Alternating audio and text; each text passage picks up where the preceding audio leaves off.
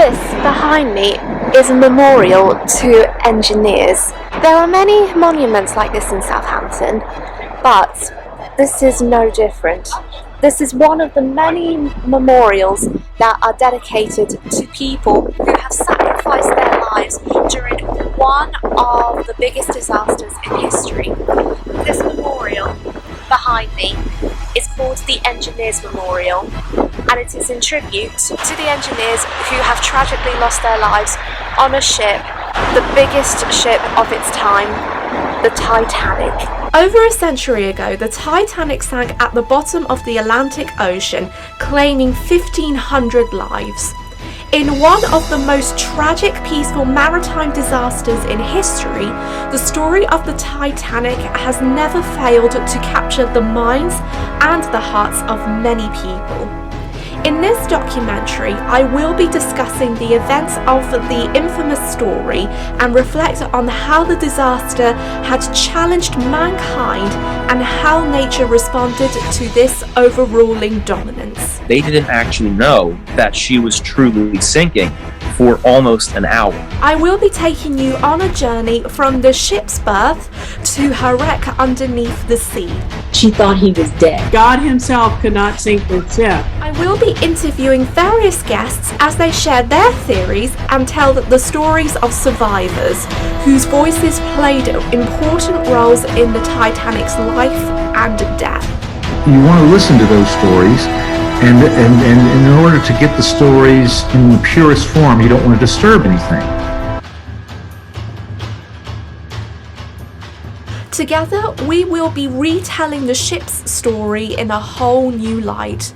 This is Titanic, Titan of the Sea.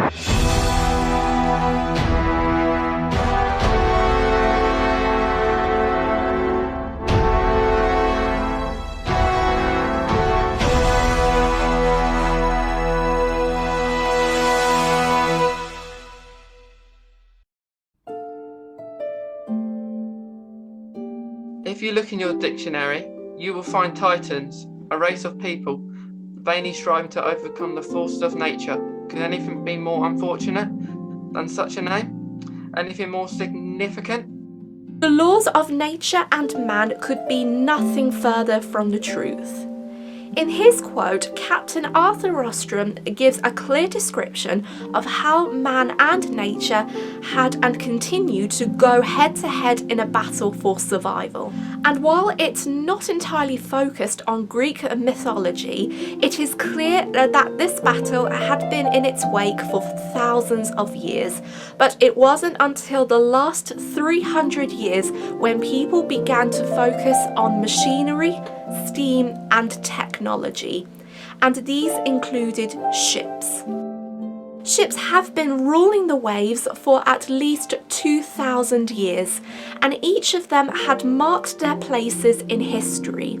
These included Noah's Ark, the HMS Victory, and the Queen Mary II. But every vessel needs a place to collect its goods and passengers. So, knowing this, I decided to travel to the city that has close connections to not only the transatlantic crossings, but to the Titanic as well. I have come to Southampton, the gateway to the world. Now, it doesn't really seem like much, but here it is so busy. Roughly busy like London. But even though Southampton is a very busy place, it is remembered for so many things. It is remembered for its culture, for its changes, and of course its gateway to the seas. It's still as busy as ever, and even though Southampton has loads of many things to remember, it is remembered for one main event in history, the story of the RMS Titanic. The Titanic was an ocean liner that sailed in the early 20th century, in a time when man became fully confident with the world, showing off their power and significance within society. But the ship's one and only voyage had taught them a lesson about how economic inequality can result in a great loss of life, whether it was moderate or severe. Sadly, these lessons were never learned, or at least during 1912. The Titanic story began on the 30th of April 1907 when one night at a dinner party, two men had an idea to design a brand new trio of ocean liners. These two men were J. Bruce Ismay and William James Peary. They were two of the many dominant businessmen who wanted to fulfill their hunger to satisfy the companies they were representing and to rule the Atlantic Ocean waves. Historian Jake Bilham explains the story of how Ismay and Peary conceived the Titanic and her two sister ships. Well, it was reported that they'd had a meal, a dinner with his wife and with Lord Peary's wife and also J. Bruce Ismay's. And what happened was the Cunard were building larger and faster vessels. Well, they were going to be building larger and faster vessels like the Lusitania and Mauretania, and they needed to answer back. You know, they weren't going to allow the Cunard to take their passengers or their money, and you know, they weren't going to allow that. And so what they decided to do, instead of building two vessels, they were going to build three. And so it was actually drawn, Titanic and the three vessels were drawn on just a piece of napkin. And in the end, what was going to happen was even J. Bruce Ismay was like, how are we going to do this? How is this going to happen? Where are we going to get the money? You know, and they managed it. Ismay was the chairman of the managing director of the White Star Line, while Peary was a shipbuilder who controlled the shipbuilding company Harland and Wolff. Both being business partners, Ismay and Peary have rivaled other businessmen, including chairman of the Cunard Line in the UK and DDG Hansa in Germany. Another example of achieving power. At the turn of the century, the transatlantic trade was constantly one-upping each other. And I guess to summarize it, there were three traits that these shipping lines were always trying to achieve. There was speed, luxury, and size of the ship. And of course, safety was always important as well. But White Star Line never intended to compete with speed. They gave that up long ago because their ships were constantly getting beat within a couple months of launching. When the plans for the new ships began, Ismay, Peary, White Star Line and Harland and Wolff were in the second stage of their plans. Before the Titanic was put on the drawing board, there was a rivalry match between White Star Line and another company called the Cunard Line. The Cunard Line and the White Star Line have been going head to head for years, but when the Cunard approached the British government in the first decade of the 20th century, the government gave Cunard financial assistance to help them build two new ships. And like Jake said, these ships were to become the Lusitania and the Mauretania. White Star wasn't pleased with this. They felt that they could attract their customers by making them feel safe and comfortable rather than focusing on speed. With their own support from the National Mercantile Marine Company, White Star waited until Cunard had finished completing the Lusitania and the Mauretania before they made their move. It is very likely that White Star had talks with Harland and Wolff before the infamous dinner, since they wanted to get to work on them straight away. While waiting, they asked Harland and Wolff if their workers could start making new slipways and a graving dock in the spring of 1907. When the dock and slipways were finished, White Star Line began to build their ships. The first liner to be built was the Olympic. Her construction began in 1908, and while working would start on the Titanic, it was agreed that if the Titanic and the Olympic were successful, a third ship would be built, and that ship would become the Britannic. No one had seen this size of vessel before. In fact, Lord Peary had to rebuild his own shipyard just to fit these vessels in. He had to reconstruct the slipways, and they built a brand new, the largest at the time, a dry dock, just to fit these vessels in, which would be the Thompson Dry Dock, which would later be called the Thompson Dry Dock. Even Lord Pirrie's shipyard was not built at that time to take these vessels, and they only could at the time fit 2 of them at a time, and then a small one next to it, which would be in the end the Nomadics and the Traffic's gantry. That's where they would be built. The Titanic's keel lay on the slipway on the 31st of March 1909. Even though the construction took 2 years, there have been many trials, errors, accidents, arguments, speculations, and politics involving religion and class within the Harland and Wolff shipyard. Building a ship was not safe for the construction workers, and despite having no health and safety regulations at the time, both the Olympic and the Titanic were a success for the White Star Line and Harland and Wolff.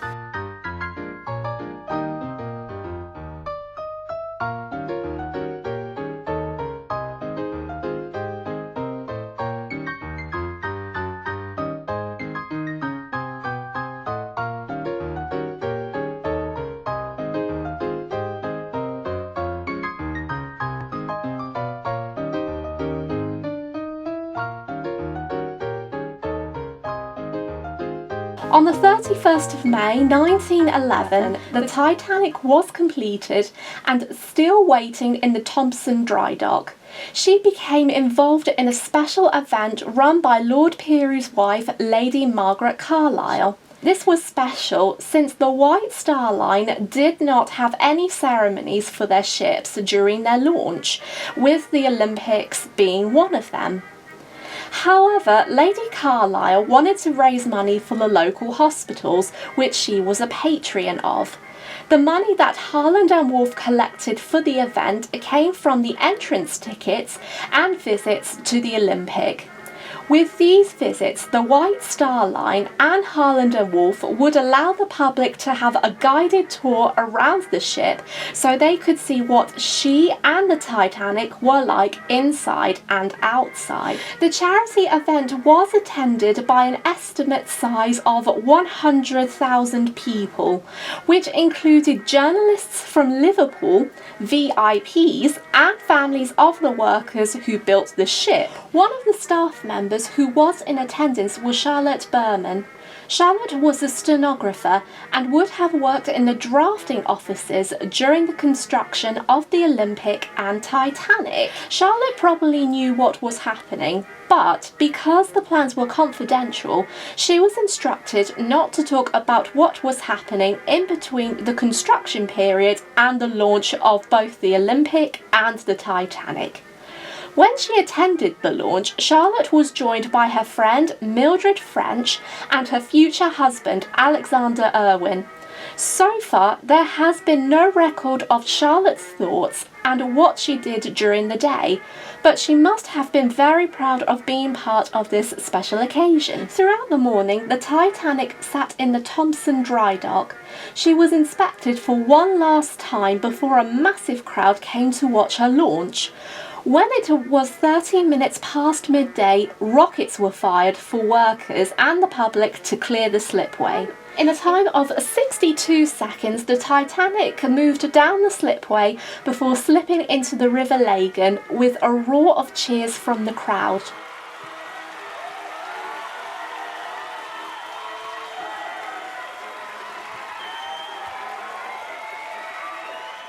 When she was in the water, the Titanic was towed away to the fitting jetty, while the crowd continued cheering on. When the day was over, the Olympic left the docks to Southampton for her maiden voyage, which took place 2 weeks later. Upon her launch, the Titanic sailed into her berth, and within the next year, she had her funnels placed on top of the bridge, she had her engines put in place, and construction workers began to build her decks. While she looked grand on the outside, the inside was a marvel to behold. Inside, she had a grand staircase for first-class passengers, a Turkish bath, a swimming pool, a library for second-class passengers, rooms for all classes, an automatic flushing toilet for third-class passengers, and more.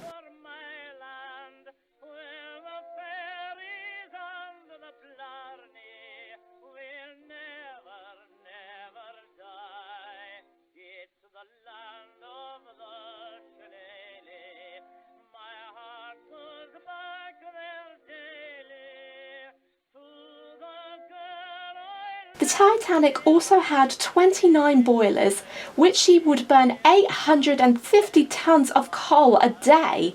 Imagine how heavy it must have been trying to lift the coal to keep the ship going. The Titanic became loved and remembered by many of her passengers and crew. Everyone was looking forward to her maiden voyage. But there was a lot of trouble while she was still in construction. The Titanic's maiden voyage date was delayed because of a collision that occurred between her sister ship, the Olympic, and a Navy ship called the HMS Hawke.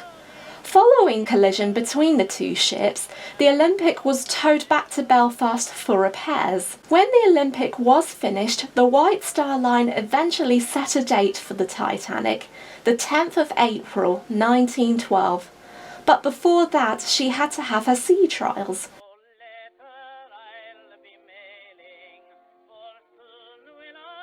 The Titanic's sea trials took place on the 2nd of April, and it was a smooth examination. When the Board of Trade said that the ship was seaworthy, the ship was ready to go. Before she could leave Belfast, the Titanic needed to pick up her captain and crew. By the time she had left, she was carrying 415 people. Some of them were handily chosen, while some crew members were switched around at the last minute. But other crew members wanted to join the Titanic, and in some cases this turned out to be a success for them.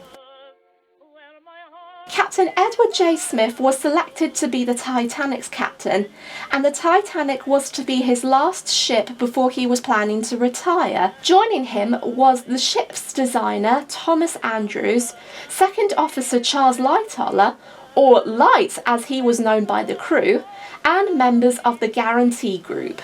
Even the Marconi wireless operators were aboard. The two operators' names were John Phillips, or Jack as he was known, and Harold Bride. Their introduction is shown in the 2012 film The Last Signals, with Tom Linsky playing Jack and Jake Swing playing Harold. John or Jack, whichever you prefer. Right, I'll be the chief operator here. Pleasure to make your acquaintance. Likewise. John, if you'd be so kind to show me around the quarters. As for you workers... Actually, we're done. Very good. The order has been given for all ashore staying ashore. Wait, we're setting sail already? Sea trials, old chap. Time to stretch your legs. Appears you arrived just in time. I was afraid I'd have to cover your watch, too. Well, that would have been terrible with the 24-hour service. Well, gents, if you ever need me, just let someone know and I'll be there before you say Bob's John come home. The Titanic then left Belfast, and it did not take long before she arrived at her first port of call.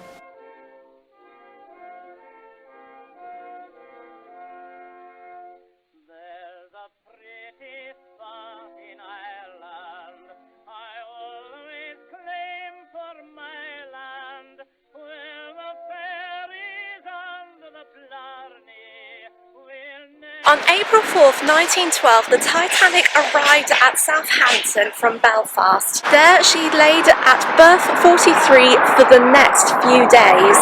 Now, we cannot go into the berth because it is still a working port, but nearby berth 43 there is a plaque commemorating to the maiden voyage and also in memory of the people who lost their lives. And despite having the busy cars, Over there is one of the docks to the Isle of Wight. So all passengers and goods would travel from there. And this would what have been looked like back in 1912. However, as busy as it is compared to today, back in 1912, Southampton was facing a hard financial situation. A coal strike was happening in the city, and the situation was so bad that at one stage, a school began to have a shortage of free school meals for the children. It was thought that because of the strike, there was an estimate of 17,000 people who were unemployed, and finding work was getting desperate. When word got around the city about the Titanic's arrival, many people took the opportunity to apply for a job, including working as a stoker in the ship's boiler rooms. Some of them have never been to sea, so it must have been a challenge for the rest of the crew at the time. The Titanic lay in berth 34 for 8 days. Then, on the morning of the 10th of April, it was time to begin the ship's maiden voyage. At 7 o'clock, Captain Smith actually left his home just nearby the docks, and as he was walking throughout the door, there was a paper boy who was actually delivering a newspaper outside his door.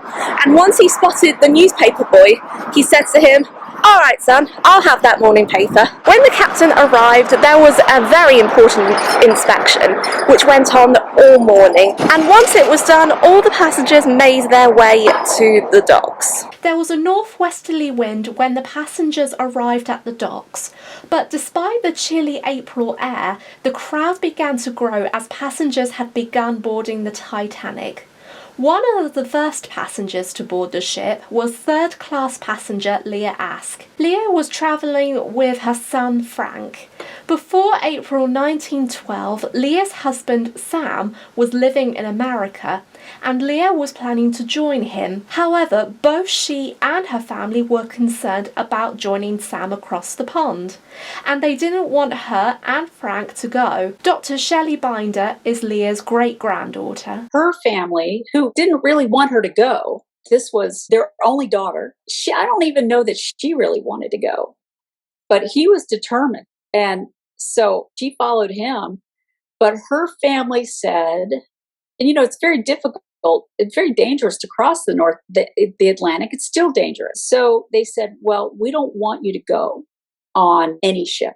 And so if you agree to wait 3 months, we will make up the cost of the ticket and we will send you over on the safest ship ever built. Leah agreed, and without hesitation, she allowed her family to get her tickets.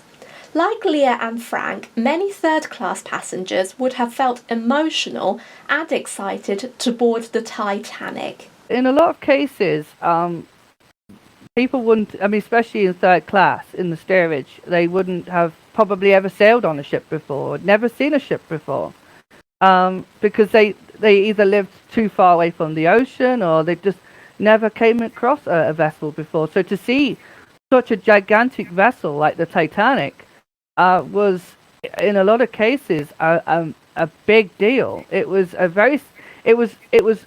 mix of scary, because if you'd never been on a ship before, you'd never been on the sea before, it was quite a daunting task, but also exciting because they knew that this ship was going to take them to a new life. Also boarding the Titanic was the Brown family.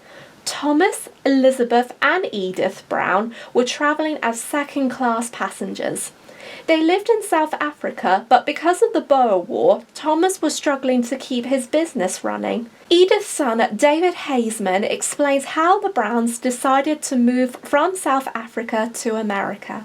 I had an aunt, Josephine, in America, in Canada rather, who they corresponded with quite often. And Thomas was on about going to Canada. He thought the best thing would be to explore it further for his hotel interests and so on.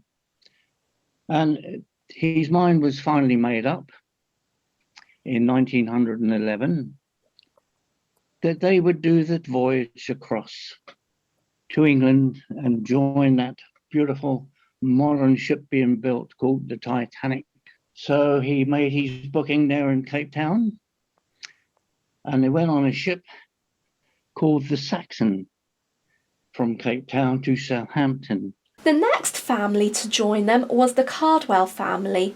Albert and Sylvia lived in Thailand and they were working as teachers at a local boys' school. Their son Alden was born in Thailand, but after living there for 2.5 years, both Albert and Sylvia decided to travel home to America. When they left Thailand, they made a stop through Europe before travelling on to Southampton. But when they arrived, Albert was struggling to purchase tickets for the maiden voyage. Professor Julia Hedgepeth-Williams is Albert's great niece. Anyway, they went on to London and checked into the hotel, and they went the next day to get tickets on the Titanic. They'd seen it advertised, and they had a letter of credit from their church, and so they had to purchase the tickets there. And they went to the desk to ask for second-class passage on the Titanic, and the clerk said, "Sorry, sold out."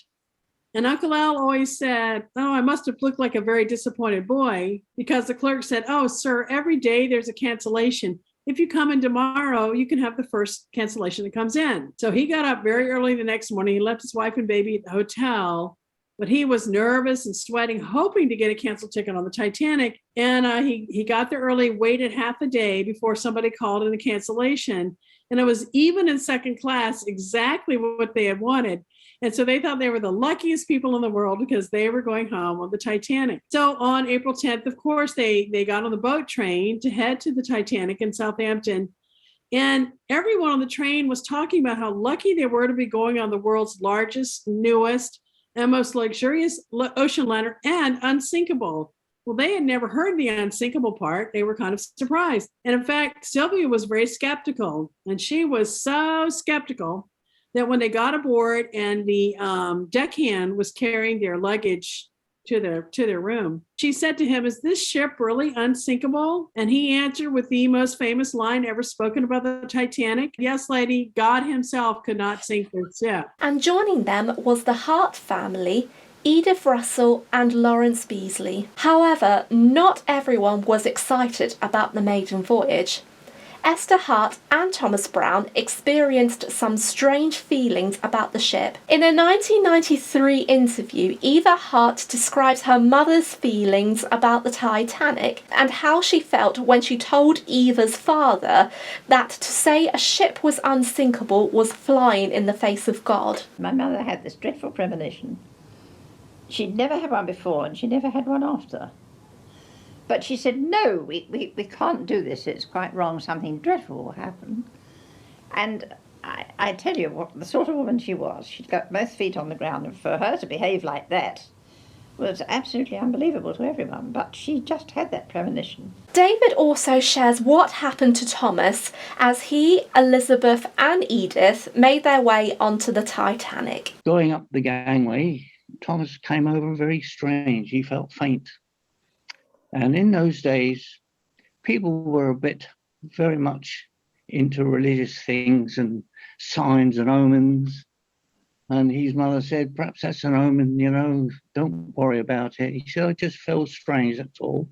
Once the passengers were on board, the Titanic impatiently waited to leave the River Test and begin her maiden voyage. When it was midday, a signal was made for the Titanic to leave the berth and her engines began to pile water up astern. Soon, she starts moving across the River Test.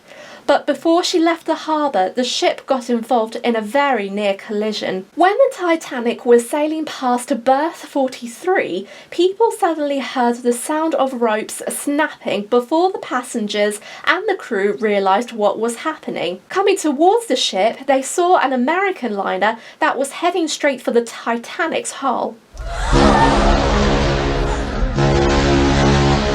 Shopkeeper Frank Prentice explains what happened next. When we pulled away from Southampton dock, there was the New York, the American line, about 10,000-ton ship, in front of us, moored in front of us. And as we pulled away, we pulled her with us. And I think they'd been together 2 or 3 days and got on well together, you see, and she wanted to come with us. But Frank wasn't the only person who sensed danger following the event. The Browns who were watching saw the near collision was, in Thomas's own words, according to Edith, a bad omen. The New York was then pulled away from the Titanic by 2 tugboats. While the passengers and the crew were waiting to start the ship again, meanwhile, in a nearby pub, 3 brothers had a lucky escape. Some people who were late to board the Titanic were turned away. There have been stories like this, but the story of the Slade brothers is a well-known story. So as you can see behind me, this is a very famous pub on Oxford Street, and that pub is called The Grapes. Now, the story goes, in the story of the Titanic, right here in this very pub were 3 brothers known as the Slade brothers. They were supposed to be on the Titanic, but chancing that they would get something first before they actually go on the maiden voyage, they decided to get a drink from this pub, but they waited for too long, and by the time they realised the Titanic was going to set sail, it was too late, and all 3 of them have missed their chance to be on the Titanic, but lucky for them, they survived the disaster. So by chance, it was a bit of luck, but if they didn't miss the Titanic, who knows what would have happened to them. But that wasn't the only pub I filmed outside. As I stopped recording outside the Grapes, I caught the attention of a resident. When he saw me, he recommended another pub that also had a connection to the Titanic. I was just finishing filming at the Grapes when I realised that there was a hidden gem somewhere. After I put the camera down, there was a guy who asked me, "Are you interested in the Titanic?" And my mum and I went, yes. And it turns out he took us to the direction of another pub called the Platform Tavern, and this is a hidden gem if you are a massive fan of the 1997 Titanic movie, because there is one particular scene which was filmed in there, and that was the poker game scene with Leonardo DiCaprio in. So another fact, and then 2 other facts, is that apparently, according to the guy, Captain Smith stayed here overnight before the sail, which I thought he didn't because his house was just nearby. So if I'm wrong with that, then I'm wrong, but if it's right, then right, who knows really, but this is just what I've heard. But then also, as you can see behind me, I don't know if you can see, but behind me there is a plaque of a person who actually lived here called James McGrady, who was a first-class steward, but sadly he died during the sinking of the Titanic.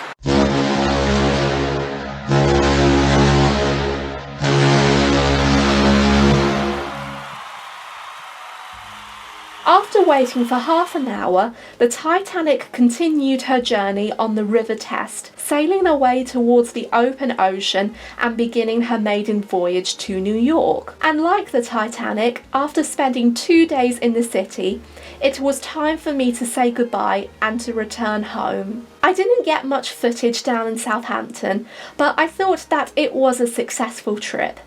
As I caught the train home back to London Waterloo, I couldn't help but wonder. I wondered about how some of the Titanic's passengers must have felt when they began their journey to America, knowing that some of them may never see their homeland again. Somehow, I thought it was heartbreaking. Even when I thought about the ship making her stops in Cherbourg and Queenstown, my heart was breaking into pieces. One such case that hit me hard was the story of Eloise Smith. Eloise recently married a man called Lucian P. Smith, and they were returning from their honeymoon in the Middle East after learning that Eloise was pregnant with their first child. Being only 16 years old, she was excited to travel on the Titanic as they previously travelled on the Olympic.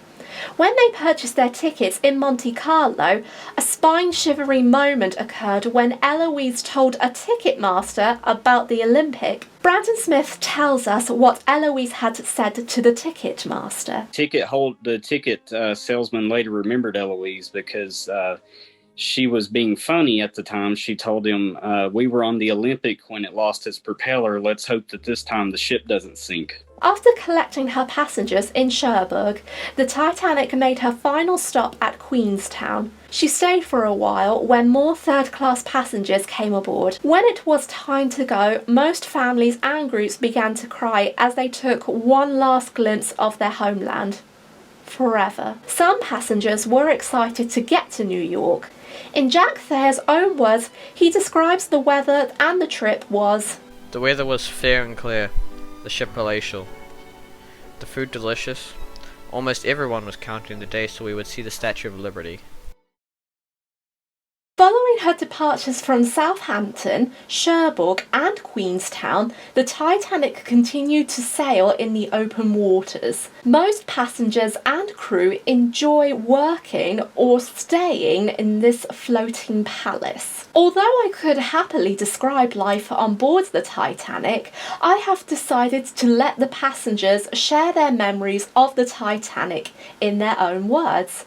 I also asked Julia and David about what the Cardwells and the Browns did during that time. They had a great voyage. Uncle Al had gotten a camera to go to Siam. They knew that Bangkok, Thailand was then called Siam. So he had gotten a camera and they had sent back pictures, and they'd sent pictures of the new baby. And also he took this camera and went all over the Titanic taking photographs. And at one point, while his wife and baby were having a nap, he went down into the engine room. He talked his way down there. I understand it wasn't too hard to talk your way down there. I figured that out from other people. But anyway, he went down in there and he took pictures of the stokers stoking the fire with the coals. And of course, that made the steam, which made the steamship go. And now, you know how tourists with cameras are to this day. What, we want to be in the picture ourselves, right? Well, that's what happened to him. He thought, well, you know what? I want to be in the picture. So he asked one of the stokers if he could shovel a coal and if the man could take his picture. And they kind of egged him on because they didn't get a lot of visitors, and they exchanged names. And so the man took his photograph. He posed him and he took his picture. And Uncle Al always said, if only they could find my camera at the bottom, that would be really a lot of stories to tell. But anyway, otherwise the ship was just beautiful. It was, so big and so stable. There was no rolling and pitching, so no one was seasick. And that was even better because Sylvia had been very seasick before, but the tables, as he put it, were piled high with all the luxuries and delicacies one could ever want. It was just absolutely delicious food. And even Sylvia could eat it. So that was really exciting. And it was just a dream, fairy tale almost. It was just a lot of fun. They had been across the Pacific on a boat that made her seasick, and through the Indian Ocean on a boat that made her seasick. And now they're on this beautiful, stable boat with good food. Oh, music. They were both very musical. They sang in the Glee Club and they played instruments. And the band, or part of it at least, played outside of the second class library, so they heard music all the time. The Titanic was the finest liner that ever been built, except the Olympic, which it was his sister vessel, had been built a few years before. She was equipped with all the conveniences that one would desire. Elevators carried the passengers up and down the 10 decks. Beautiful parlors, dining room, squash racket court, Turkish bath, swimming pool. But best of all, the Titanic was non-sinkable. There was something about the Titanic that was so very formal. It was so stiff. The atmosphere was stiff. The coziness, the kind of get-together feeling, it didn't exist. I always remember going up on the lift. A little boy said to me, madam, it's quite an honor. I'm only 14 years old. I'm a lift boy. Sometimes we could walk into the first class, but we never bothered much. We sat up on deck because it was nice on there. It was sort of shut in. Yes, we met one lady on board. She'd never been on a ship in her life before. She had one daughter and a husband, and she always used to say, "Oh, I'm so nervous.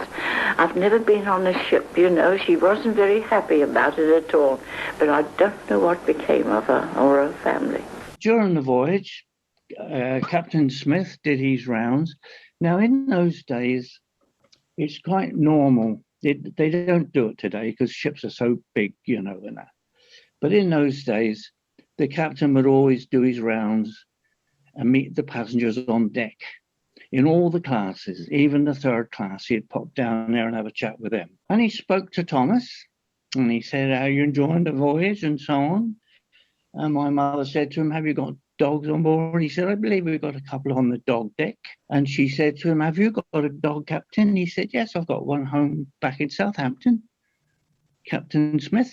He said, "Oh yeah, fine." He was quite a nice chap to chat to, as she said, as Mother told us. I saw a little dog that was travelling without its master in care of the crew, a dear little dog, which I was allowed.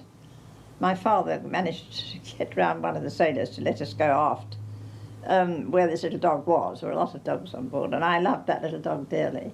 And I remember a lot about playing on the deck with that little dog.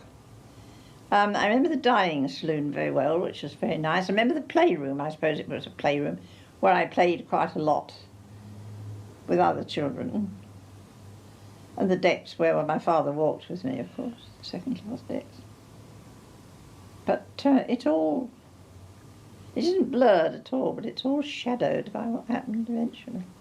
The little dog that Eva was referring to belonged to first-class passenger Robert Williams Daniel. Robert boarded the ship from Southampton with his newly bought French bulldog, and they were travelling home to Philadelphia following a business trip. However, Robert was a private person, and as of 2022, there have been no interviews or written accounts about his journey on the ship. Between the 11th and the 13th of April, the voyage was going well. That was until one night when an incident happened down in the wireless room. On the night of the 13th of April 1912, Jack was sending messages to Cape Race when the wireless unexpectedly broke down.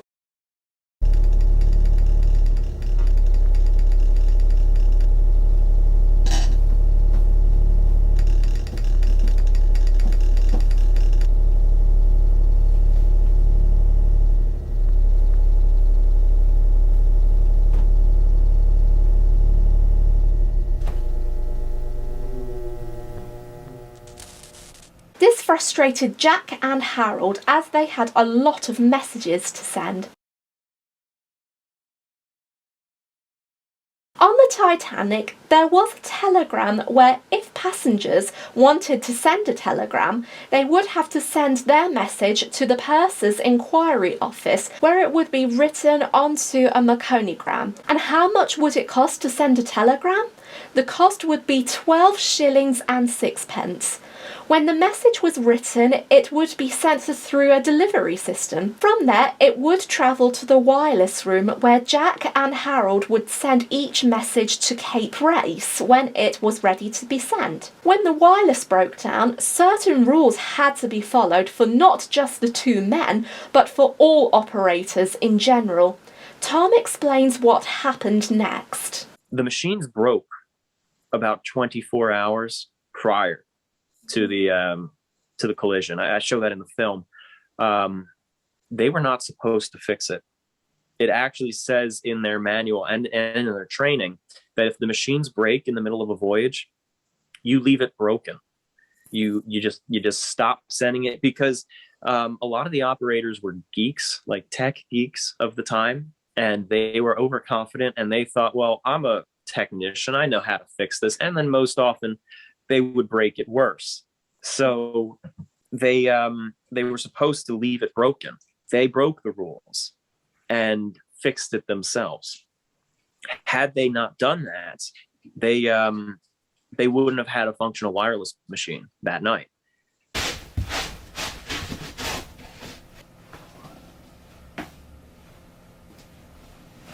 I think it looks about right, John. That ought to do it. Open the lid. It took all night for Jack and Harold to fix the wireless. When they did, everything resumed as normal.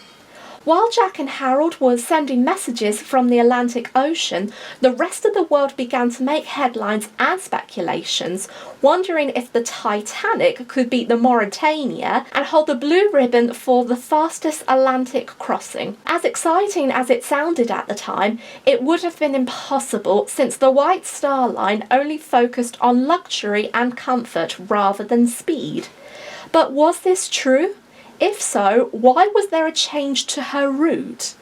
Although the Titanic was the centre of yellow journalism, something happened when the ship changed course. On the early morning of the 12th of April, the ship, presumably sent by Jack and Harold under the orders of Captain Smith or other members of the crew, sent a telegram to Cape Race to say that they were 250 miles to the west of Burrowhead.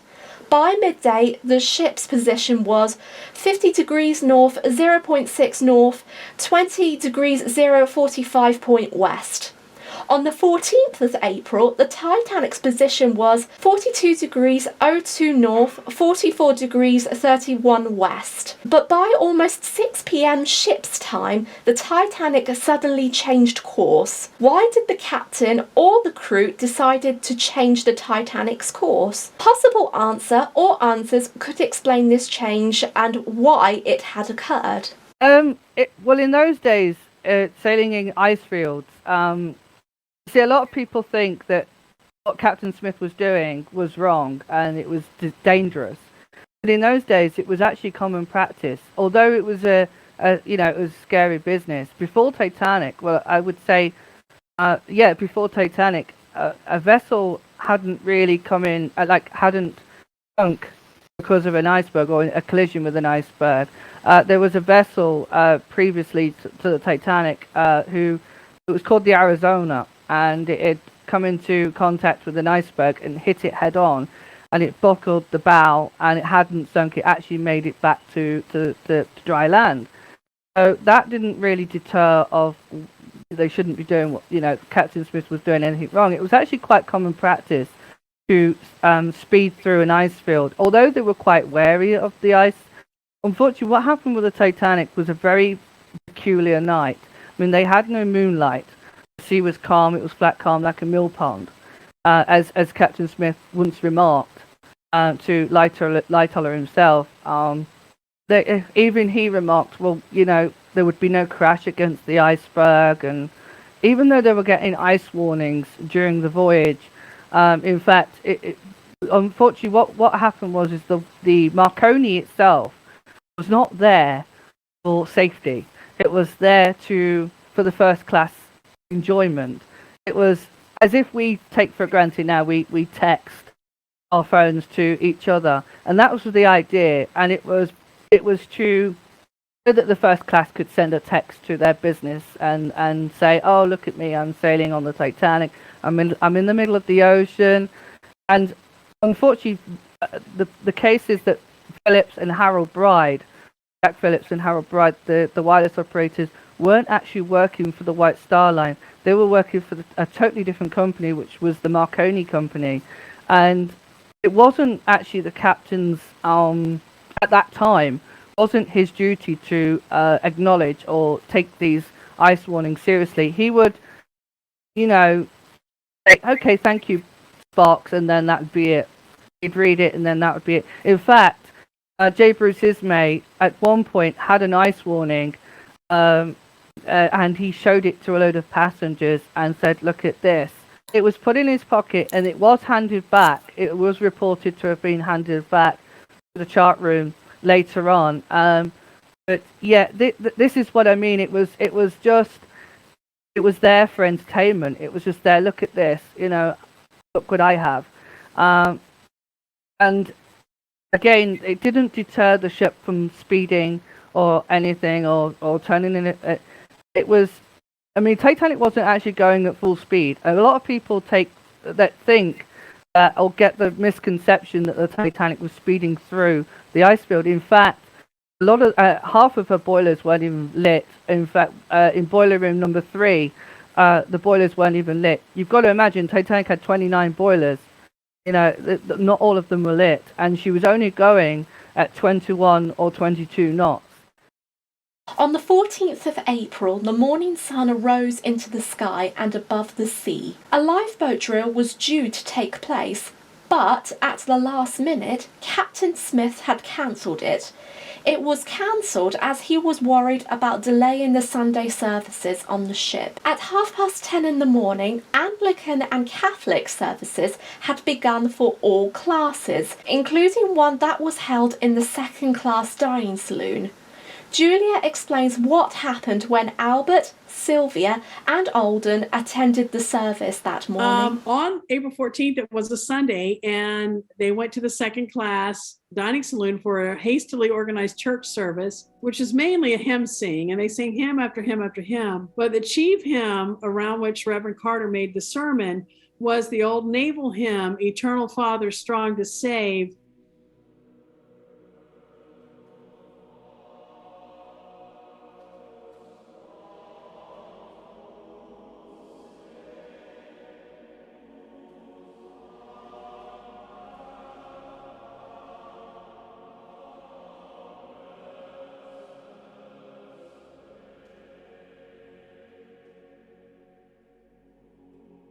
The chorus of the passengers and the crew on the Titanic must have filled the saloon with their cheerful singing that morning.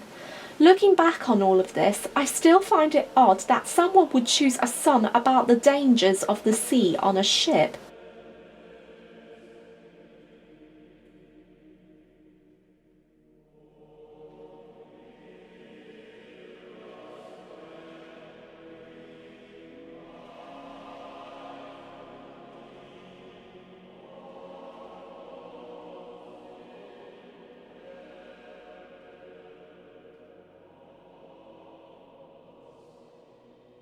This sermon was comparing the dangers of life to the dangers of the sea. Now, of course, it was all symbolic. Nobody expected they were in any danger.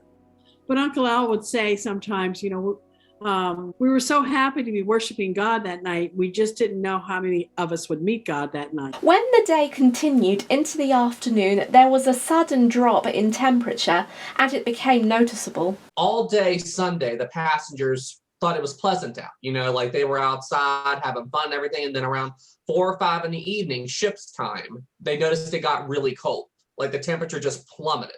And that was because the Titanic left the warm waters of the Gulf Stream and sailed into the Labrador Current. And that's what brings the icebergs down from the north, is that current. So when they did that, it created a difference in temperature because you've got air around the ship that's warmer than the ground beneath it or the water. So that created a mirage effect. But if the Labrador Current travels further south or east than normal, why does it produce hazardous shipping conditions when it carries icebergs into an unfamiliar area of the Atlantic?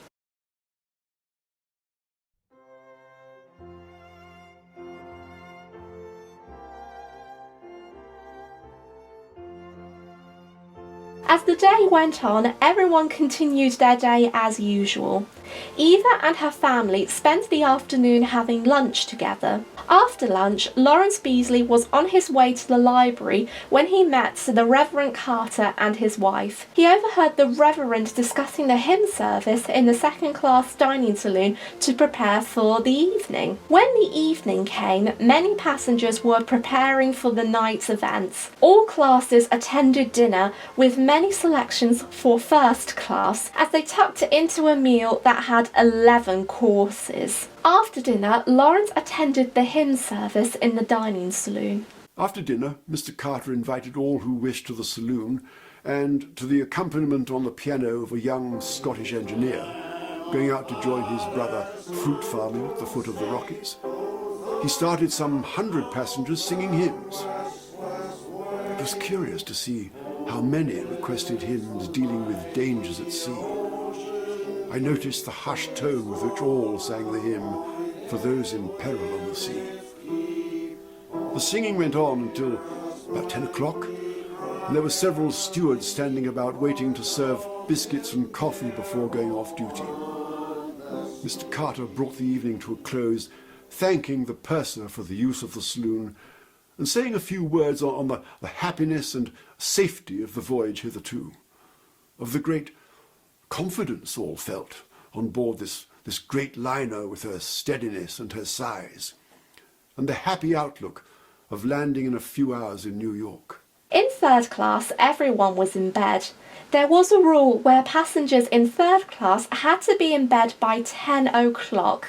Anyone who was caught staying up late would be in serious trouble. Meanwhile, Jack continued to send messages to Cape Race. At 10 to 11, he received a very rude message on the wireless. Jack hadn't slept for 18 hours, and while trying to get his work done, he suddenly had a blast of a loud ringing inside his ears. The ringing was a message which came from another ship.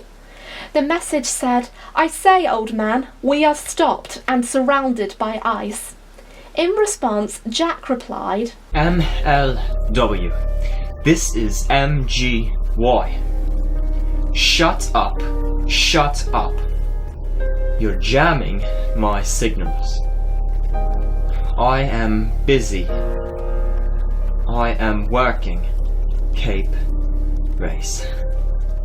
Angry as he was, Jack wasn't prepared for the events that would occur nearly 1 hour later.